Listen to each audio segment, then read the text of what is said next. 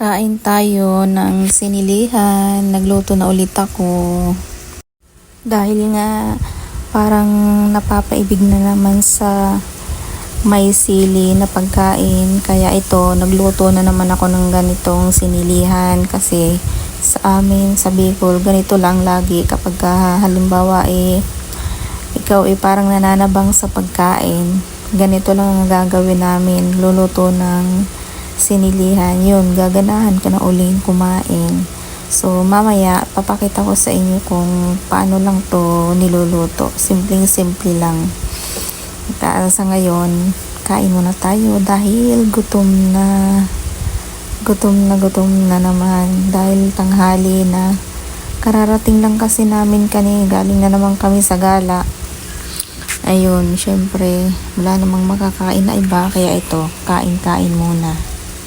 Ako nga'y nagpakayod pa na rin sa palengke para hindi na ako magkumayod ng niyog kasi pagod na. So, nilagyan ko lang ng ito'y bawang at sibuyas lang, yun lang inilagay ko dito. Tapos, yun, asin, paminta. Itong lulutuin ko namang ito yung tira-tira namin kasi kahapon na isdang prito. Ang mga bata naman ayaw naman magsikain. Kaya ito, ang ginawa ko, pinagtatanggalan ko ng tinik, tapos igaganito ko na lang. Lulutuin ko na lang ng sinilihan, lalagyan ko ng sili. Mas masarap kasi kumain talaga pag maraming sili. Pag nasanay ka na, naku, hanapin mo talaga.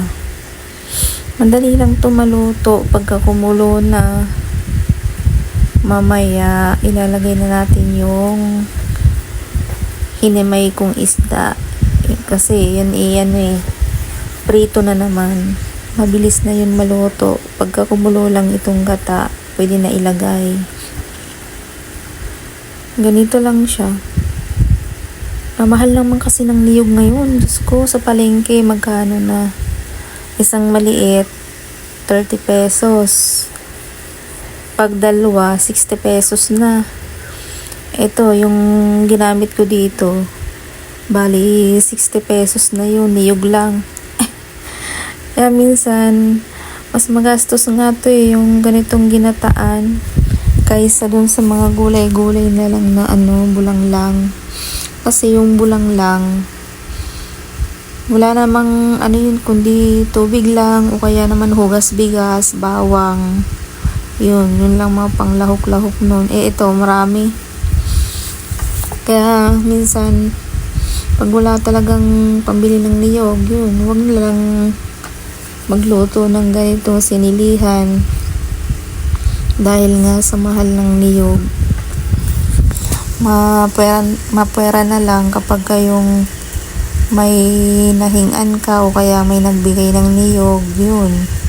Kahit araw-arawin mong magata, okay lang kasi wala ka rin namang ilalabas na pera para doon sa gagamitin mong niyog. Ito nga, palibasa nga ito, ako nga'y napaibig na naman sa sinilihan. Kaya yan, bili-bili, 60 pesos. 60 pesos na yung dalawang niyog na ganito. Makakain lang ng sinilihan. At ang sinilihan ay parang pag nakapangain,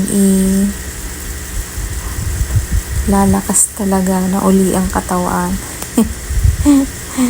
So yan, nilagay na nga natin ang sili. Ang dami niyang siling iyan, makakain pa ganyan. Sasabihin na naman ng asawa ko, ayaw pakain. Ako naman, gustong gusto ko yung ganito, yung maraming sili. Wala, dito ako nasanay Nasanay ako sa mga pagkain ganito. Yung laging maraming sili. Yun. Hanggang sarap na rin mamaya. Sarap talaga ng kain ko na naman dito.